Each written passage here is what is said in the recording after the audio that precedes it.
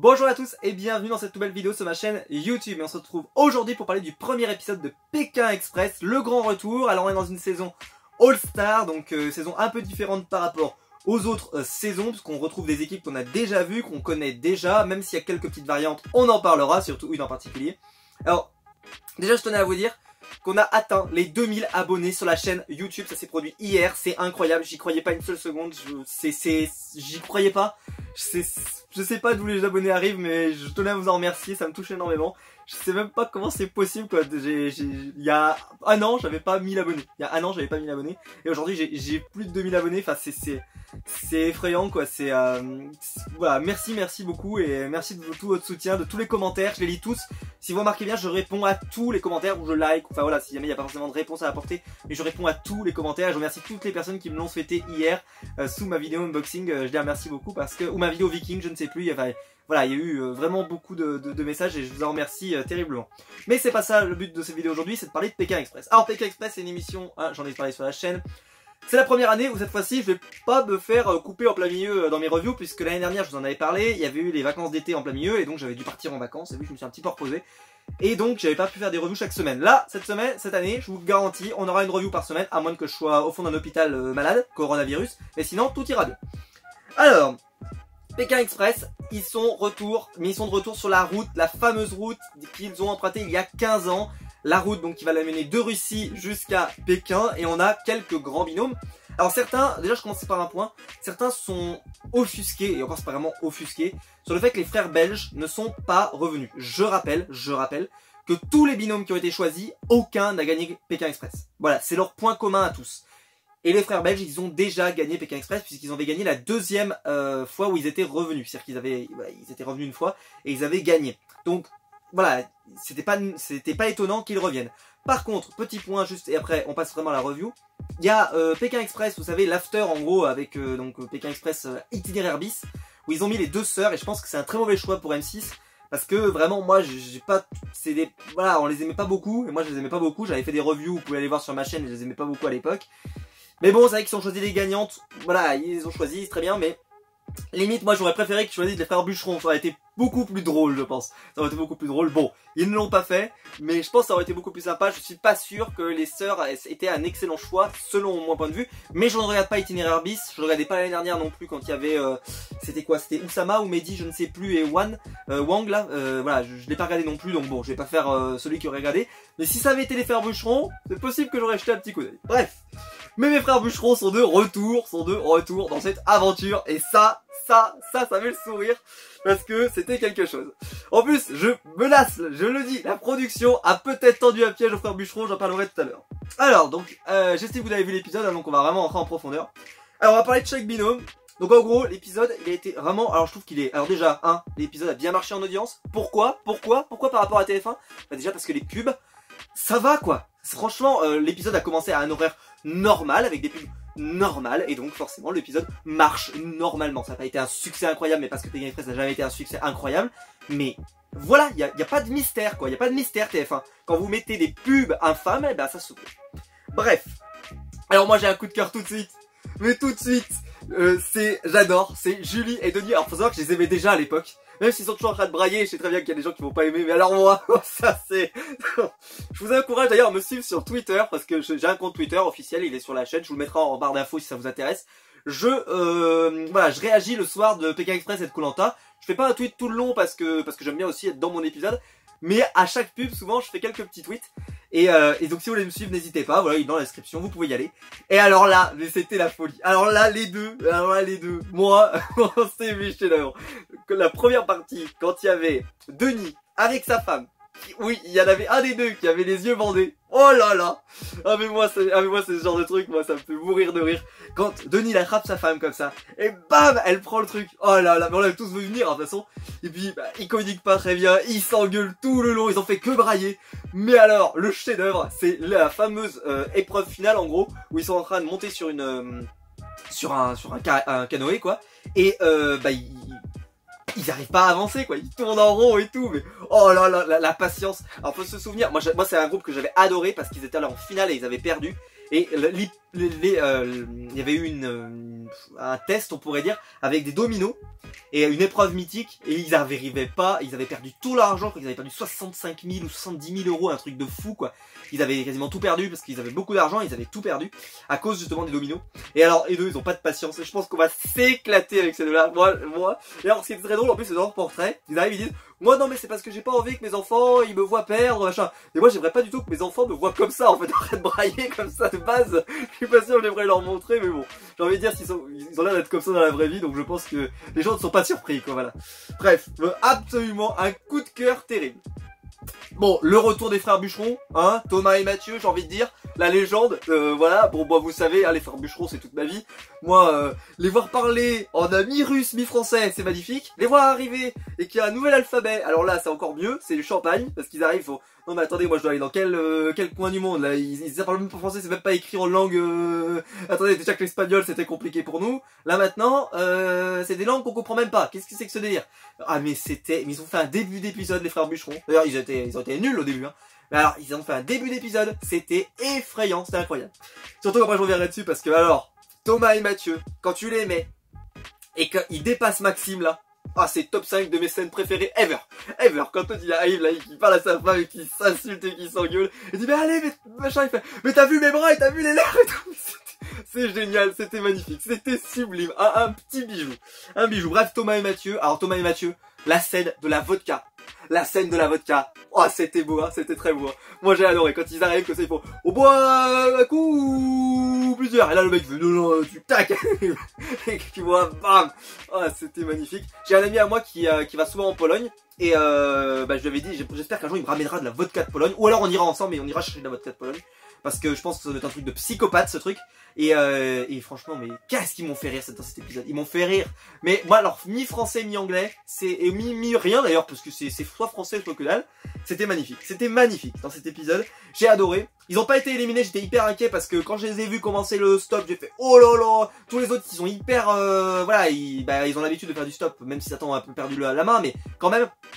Et j'étais foudrage, je me suis dit, mais si je perds mes bûcherons tout de suite là, c'est terrible. En plus, il n'y aura pas d'enveloppe noire, on le sait cette année, donc ça veut dire qu'il y aura que des épreuves éliminatoires. Alors j'accuse quand même la production, je pense qu'il y aura une équipe cachée, puisque c'est quand même l'anniversaire, donc je pense qu'il y aura une équipe cachée. Donc il n'y en aura pas 7, mais je pense qu'il y en aura 8, potentiellement. Voilà, je suis pas sûr et certain. Mais je pense qu'il y aura 8 émissions et pas 7, puisqu'ils sont... Non, même il en reste 7. Oui, il y en aura 7, pardon, au lieu de 6. Oui, parce que sinon, il ne resterait plus qu'une seule équipe, ce qui ne serait pas normal. Bref.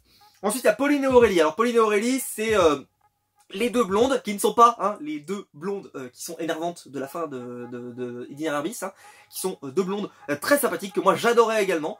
Je suis très content de les retrouver. Elles ont gagné la première épreuve d'immunité, une première épreuve d'immunité, alors qui était super bien. Moi, je l'ai adoré, parce que je l'avais dit dans Pékin Express, je trouve que leurs épreuves, elles sont nulles à chier. En tout cas, l'année dernière, c'était une catastrophe. Et ben là, c'était une super épreuve.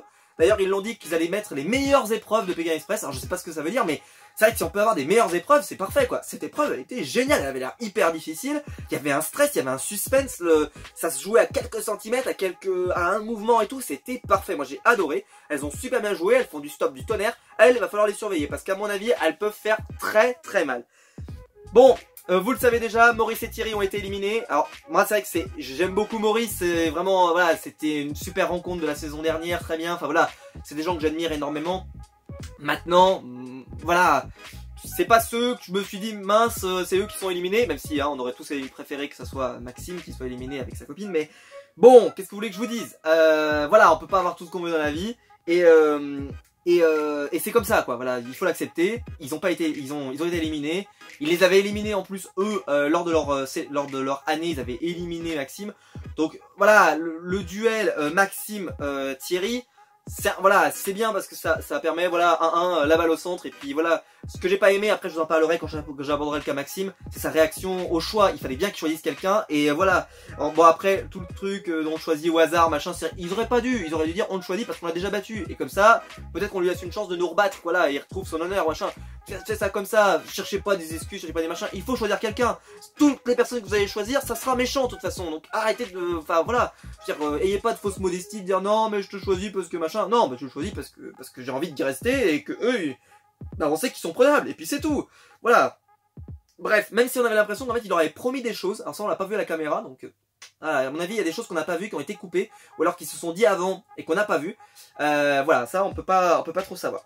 Voilà, ils ont été éliminés. Je vais pas les regretter parce que je suis très content pour Maurice. Car, franchement, 82 ans, venir faire Pékin Express. Moi, à 82 ans, j'espère que je ne serai pas mort. Donc à 82 ans, faire Pékin Express, c'est impressionnant. Bravo à lui, même ne serait-ce qu'avoir fait déjà voilà, une étape dans Pékin Express, c'est énorme. Mais vu le casting, je voulais aucun autre candidat s'en aller de toute façon. Donc, enfin voilà, les deux qui étaient en position d'être éliminés, ça m'allait très bien. Donc c'était parfait. Donc là, il n'y avait pas de dilemme, il n'y avait pas un truc terrible comme avec les frères Bûcheron l'année dernière, où c'était affreux. Voilà, donc après Cécilia et Mathieu. Alors Mathieu, comme il a changé physiquement, oh, impossible. Oh mais moi je vous passais dans la rue, je le reconnaissais pas. Cécilia, je la reconnaissais. D'ailleurs elle a un problème, je sais pas ce qu'elle a fait à ses dents, mais elle zozote maintenant, je sais pas pourquoi. Si quelqu'un a l'info, n'hésite pas à me le mettre dans les commentaires. Alors si vous me dites que c'est de la chirurgie esthétique, j'en sais rien. Pour moi elle a pas l'air d'avoir changé physiquement, mais j'ai l'impression qu'ils lui ont... Alors soit elle porte une gouttière, j'en sais rien, mais on le voit pas. Soit elle porte des bagues peut-être et ça la fait zozoter, j'en sais rien. Mais elle l'avait pas avant quoi. Et là, c'est assez étonnant et assez bizarre et voilà. Moi j'ai beaucoup aimé, moi je les trouve, j'aime beaucoup ce duo de base, c'est un duo très grinta, très sportif, etc. Bon, je préfère le couple corse, moi le couple corse c'est ma vie quoi, c'est ma vie, moi c'est le genre de truc que j'adore, moi les énervés comme ça de la vie, moi ça m'énerve, ça me passionne. Mais Cécilia et Mathieu, voilà, à voir. Ils m'ont pas fait une énorme impression pour être tout à fait honnête, on sait qu'ils avaient été en finale, donc ils m'ont pas fait une forte impression. Après ils peuvent se révéler, voilà, avec le temps, etc. Mais c'est surtout Mathieu, je l'avais pas reconnu, il a fallu qu'on monte le portrait, alors le portrait est arrivé hyper tard. Fallait le mettre tout de suite le portrait parce que moi je les reconnaissais pas, enfin je reconnaissais Cécilia parce qu'elle n'a pas changé, mais alors je me suis dit elle a pas pris le même, c'est pas la même personne. Et puis si c'était bien la même personne, franchement c'était effrayant quoi. Alors ensuite donc il reste Maxime et Alizé. Alors Maxime et Alizé nous ont fait ils ont fait une émission là. Vraiment il y a tout pour que les gens qui les aiment pas. Ils ont fait des phrases par exemple, on prend pas le métro, nous on est mieux qu'on prend pas le métro quoi. La façon dont ils le disent forcément ça fait mal. Il y a eu aussi un moment, il dit j'ai tout acheté, sauf des bras. Voilà. Ouais, t'as tout acheté, le bonheur ça s'achète pas non plus, voilà. Je trouve que c'est le genre de phrase, qu'on prononce pas normalement quand qu'on prononce pas, enfin, je sais pas, elle devrait pas sortir naturellement comme ça, et lui il la sort trop facilement. Mais ceci dit, moi j'ai jamais détesté ce duo, c'est juste que par rapport aux autres duos, c'est un duo que je vais pas soutenir, c'est un peu comme les sœurs je les aimais pas pour d'autres critères. Eux, c'est juste parce que franchement par rapport à la concurrence, ils vont m'énerver, je le sais. Par contre, je sais qu'ils étaient hyper forts en stop. Donc il faut absolument pas les sous-estimer. Je pense qu'ils peuvent aller très loin. Et je tire même, j'ai peur pour vous, mais pour ceux qui les aiment pas du tout, ils risquent de gagner Pékin Express. Voilà, je lance les paris maintenant. Mais vu le duo que c'était, franchement ils étaient au top. C'était des gens qui... Enfin, comment elle s'appelle? Alizé, pardon. Alizé, elle est... Moi j'adore Alizé, moi je trouve qu'elle est vraiment sportive. Je sais pas si c'est le mot sportive, c'est... En tout cas elle est déterminée à gagner. Maxime, on a l'impression que c'est plus un boulet qu'elle traîne, mais c'est pas grave. Parce que les deux, bah, ils sont faits pour s'entendre, j'ai envie de dire. Parce que si ils seraient pas mariés, donc bah, ils sont faits pour s'entendre. Ils sont faits pour que ça marche tous les deux. Mais ceci étant dit, c'est vrai que nous, téléspectateurs, je trouve qu'ils sont assez... Ils t'énervent, voilà, c'est un duo qui t'énerve facilement. Et là, ce genre de phrase qu'il a sorti, comme je vous l'ai dit, hein, j'ai tout acheté sauf des bras, quand ils sont en train d'être doublés par les frères Bûcheron. C'est des phrases qu'on ne devrait pas avoir. Moi, en tout cas, moi, ça me choque pas parce que moi, personnellement, des gens qui ont réussi et qui ont plein de thunes, ça me dérange pas, quoi. Tant mieux, tant mieux. Après, c'est sûr que je préférais que l'agent de Pékin Express aille à quelqu'un qui en a vraiment besoin, mais ça, c'est pareil pour toute émission, c'est pareil pendant Koh-Lanta, c'est pareil dans toutes les émissions. Et c'est pas toujours le cas, bah, c'est pas grave, ils sont meilleurs que les autres, ils sont meilleurs que les autres. Le truc, c'est que moi voilà, je vais pas rentrer dans ce débat primaire qui pour moi n'a aucun intérêt. Il faut vraiment se poser la question de est-ce que c'est un bon duo? Et le truc c'est que c'est un duo qu'on va adorer détester, donc ça c'est génial pour l'émission. Et c'est un duo qu'on va avoir envie qu'ils perdent à chaque semaine et que sur Twitter ça va se déchaîner à chaque fois qu'ils vont gagner, donc ça va être parfait. C'est un duo qui va être redoutable, donc en plus je pense qu'il va y avoir souvent où ils vont mettre en difficulté des duos qu'on va bien aimer, donc ça va être encore plus de la bonne rage, quoi, de la bonne rage. Et c'est ce que je demande, moi, une émission où il y a de la bonne rage, c'est parfait. Comme dirait notre ami Sturé. Et moi j'adore, voilà, je suis super fan. Je déteste ce duo, je le déteste parce que j'aime pas, je trouve que Maxime, c'est pas possible, dans Pékin Express c'est pas possible. Il m'ennuie, voilà, il m'ennuie, il est pénible, et en plus il a une voix qui est un peu agaçante, bref, c'est un peu pénible. Mais ceci dit, le mec, il peut rien quoi, il est comme ça de base, donc je pense qu'il a été élevé comme ça, et, comme je vous dis, il a plein de thunes, donc il va pas faire semblant. J'ai vu beaucoup de gens sur Twitter dire, ouais, le mec il est à Paris depuis je sais pas combien d'années, il a jamais pris le métro. Et ouais, il est à Paris depuis je sais pas combien d'années, et il a jamais pris le métro. Et bah oui, c'est comme ça. Voilà, c'est comme ça, il faut pas commencer à venir chercher, non, c'est bon quoi. Laissez-le tranquille quoi, laissez-le tranquille. Maintenant le truc, c'est sûr que ce sera le duo, je pense qu'il sera détesté cette année. Parce que très clairement les autres duos sont tellement forts cette année, ils sont tellement forts que moi je pense que ça va se jouer avec Maxime et Alizé. Ouais non mais il y aura pas mieux. J'ai vu qu'il y a des gens qui aimaient pas les bûcherons. Alors je sais pas, moi les bûcherons j'ai fait un fan club moi, donc je sais pas quel est votre problème. Et c'est pareil pour les Corses, c'est là qui trouvent qu'ils braillent trop, mais moi c'est fait qu'ils braillent, moi c'est magnifique quoi. C'est magnifique. Mais moi la cède, il arrive comme ça, il rattrape sa copine. C'est du chef-d'œuvre quoi. Après lui il était mort de rire. Mais je sais pas moi si j'avais fait ça avec ma femme, mais à mon avis, mais moi je pleurais de rire pendant des heures parce que j'ai le rire facile moi, donc quand je commence à rire je rire et c'est terrible. Bref. Et derrière, bon, je garde le meilleur pour la fin. Ah, je garde le chef-d'œuvre. Je garde le chef-d'œuvresque. Chef-d'œuvresque. Alors déjà si vous étiez sur Twitter, mais c'était magique, c'était magnifique, je l'ai même tweeté moi d'ailleurs, hein, parce qu'il y a Fabrice. Tonton Fab comme je l'avais appelé moi-même, Tonton Fab, le grand Tonton Fab, j'ai envie de dire le Tonton Fab, magnifique. Mais il n'est pas avec Briac. Ah la déception, déception terrible. Moi je voulais voir Briac parce que j'adore Briac. D'ailleurs très digne parce que Fabrice, vous le savez, avec la personne qui l'accompagne, ont gagné l'épreuve, ont gagné l'étape, ont gagné l'amulette. D'ailleurs on ne sait pas pourquoi, est-ce que l'amulette, voilà c'est le même jeu que d'habitude, est-ce qu'il joue pour l'association, ça n'a pas été précisé donc je pense qu'il joue pour eux. Bref, Fabrice donc ne revient pas avec notre ami Briac et à qui il dédie sa victoire finale. J'ai trouvé ça très beau, j'ai trouvé ça avait l'air sincère et c'était beau quoi, c'était sincère, c'était pas forcé, c'était pas voilà Briac parce que je pense qu'il est très content d'avoir la personne qui l'accompagne, je vais en parler juste après et je pense qu'il est très content, mais que voilà le duo avec Briac ça l'a marqué et je pense que s'il avait pu le refaire avec Briac il l'aurait refait avec Briac sans hésiter. Maintenant voilà il y a un nouveau duo qui se prépare, je pense que Briac pouvait pas se libérer au moment où ils ont tourné. Passer comme ça et puis voilà quoi, voilà c'est un peu dommage, moi j'aurais bien aimé, mais ceci étant dit c'est quand même bien.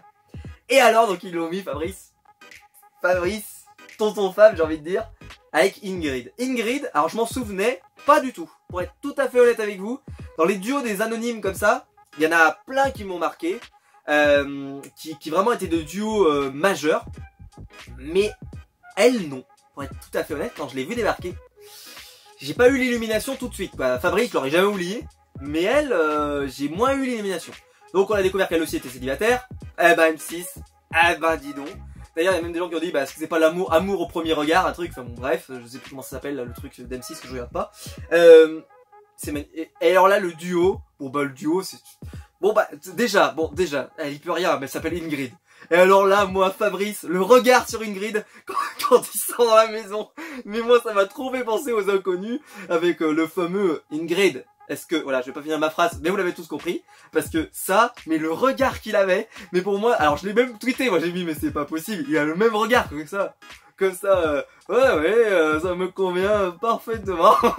C'est magnifique. Mais moi j'ai adoré le regard de Fabrice dans cet épisode. C'est du chef-d'œuvre, c'est du stylé, c'était magnifique. Et alors, Fabrice et Ingrid, mais là le duo, ça fonctionne tout de suite. C'est mon duo, c'est un autre duo préféré. Donc ce qui est terrible, c'est que j'ai 3 duos préférés. C'est-à-dire que j'ai les Corses, j'ai Fabrice et Ingrid et j'ai les bûcherons. Je sais pas comment je vais faire. C'est-à-dire que là, j'ai que des duos préférés. Donc chaque semaine, ça va être l'enfer. Pour moi, hein. Ça va être l'enfer, c'est-à-dire qu'il faut qu'il n'y ait aucun de ces 3 duos qui partent. Et en sachant, comme je vous l'ai dit, que Maxime et Alizé, je les trouve comme hyper forts. Et qu'en plus, on a les sœurs, pardon, je n'ai plus leur nom, Pauline et Aurélie, pardon, excusez-moi. Pauline et Aurélie qui, elles, sont hyper douées aussi. Il y a que pour moi, je vous l'ai dit, Cécilia et Mathieu qui sont pour moi un peu en dessous. Le reste, ça va être dur quoi. Donc mes bûcherons, je pense que je vais pas les garder longtemps. Et que Fabrice et Ingrid, j'espère qu'on va les garder longtemps eux par contre. Parce que c'était du bijou. Alors... ils ont vraiment fait un super début de rencontre. Le fait qu'ils se dirigent comme ça, de manière aveugle, ils commencent à se toucher les mains et tout, mais oh là là, mais qu'est-ce que c'était que ce truc. Le début d'épisode était top. En plus, franchement, l'épisode, je sais pas quelle heure il s'est arrêté, mais je trouve qu'il est passé hyper vite. Je sais pas ce que vous avez pensé. Je pense qu'il a duré le même temps après que Koh-Lanta. Je pense que ça a terminé à peu près la même heure, peut-être à 10 à un quart d'heure près. Et bah c'est passé à une vitesse, c'était génial. Chaque duo était hyper intéressant, hyper attachant tout de suite, ou alors hyper énervant tout de suite, donc parfait. casting génial quoi, casting génial, bravo M6 quoi, bravo. Et je le dis, hein, les frères belges, je ne fallait pas qu'ils reviennent, ils avaient déjà gagné, donc ce n'est que des perdants, donc tant mieux. Après on aurait pu faire ramener d'autres duos, j'avais quelques propositions aussi de duos, bon, ils ont choisi cela. Quand tu vois le résultat, tu te dis bah bravo quoi, bravo. Fabrice et Ingrid, moi c'est un coup de cœur. C'est un coup de cœur terrible. En plus, ils ont gagné l'épreuve, ils ont gagné l'immunité, pas l'immunité, pardon, ils ont gagné l'étape, donc ils ont gagné l'amulette. Bravo quoi, bravo. C'était tellement, et franchement, mais la scène où ils sont chez l'habitant, c'était magnifique quoi, c'était magnifique. Et puis le côté sportif, les interviews de chacun. Par exemple, vous avez vu, eux, ils ont des interviews séparées, ce qui est également le cas de Cécilia et Mathieu. Puisqu'ils sont divorcés, il faut le savoir, eh bien, ils ont des interviews séparées, c'est-à-dire qu'ils peuvent en plus témoigner l'un sans l'autre, ce qui est très rare, d'habitude ils témoignent toujours ensemble. Et ben là, ils ont témoigné séparément, chacun, voilà, ils peuvent témoigner séparément, pour rajouter des trucs, pour rajouter des pics à mon avis sur l'un ou l'autre. Alors que les Corses par exemple, ils en ont rien à foutre, hein. Ils se renvoient comme ça là, en direct live, ça pose pas de problème, ça c'est magnifique. Et bah Fabrice et Ingrid aussi, bah Fabrice par exemple il a ce petit moment où il peut parler tout seul et c'est encore plus intéressant. Moi Fabrice c'est une personne que je trouve à mon avis humainement qui doit être géniale et bah je lui souhaite de gagner quoi. Maintenant je lui souhaite de gagner, je sais pas s'ils auront les armes pour gagner, c'est vrai qu'ils ont gagné cette première épreuve, cette première étape, mais à voir. En tout cas ça peut être physiquement ils ont l'air au top, en tout cas Fabrice a l'air au top et elle a l'air quand même de bien suivre. Donc je pense que ça peut être un super duo. En plus les duos garçon-fille souvent ça marche plutôt bien dans Pékin Express, c'est plutôt très bon parce que être une fille ça aide au stop, faut pas se mentir. C'est rien de, c'est juste que bah quand vous êtes un armoire à glace et que vous voulez rentrer dans un, comme bah, les frères bûcherons, c'est un petit peu plus difficile de vous faire confiance, de dire oui rentre dans ma voiture, tu as une tête d'égorgeur mais tu peux rentrer. Ça joue un petit peu plus en ta faveur quand même, faut pas se mentir. Donc les duos de filles, ça marche toujours un petit peu mieux et filles-garçons, ça marche toujours un petit peu mieux que garçons. À part des rares cas de figure, si vous avez vraiment des garçons qui ont l'air très sympathiques, comme les frères belges d'ailleurs, eux ça leur posait jamais problème parce qu'ils ont l'air tellement sympathiques que même moi je les prendrais, y a pas de problème, c'est-à-dire qu'ils montent dans ma voiture, y a pas de souci.